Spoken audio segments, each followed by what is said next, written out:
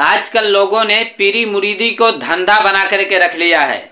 हाथ में 6-6, 7-7 अंगूठियां पहनते हैं, कलाइयों में बालियां पहनते हैं, चेहरे पे दाढ़ी नहीं रखते, बगल में तस्वीर को रखे हुए हैं। आप इस वीडियो को देखिए। एक शख्स मज़ार पे जाकर के सजदा कर रहा है, मज़ार पे जाकर के झुक रहा है। वहां पे बैठा हुआ मुजाबर उसको समझाने के बजाय उसके सर पे हाथ रख के उसको फैज़ दे रहा है। मज़ार पे सजदा करना जायज नहीं है। जो लोग मज़ारों पे सजदा करते हैं ये उनकी जहालत है। अल्लाह तबारक व तआला ने मेरे आका सल्लल्लाहु तआला अलैहि वसल्लम के कब्र को सजदा करने की इजाज़त नहीं दी, तो भला कोई इंसान किसी बुजुर्ग के मज़ार को सजदा किस तरीके से कर सकता है।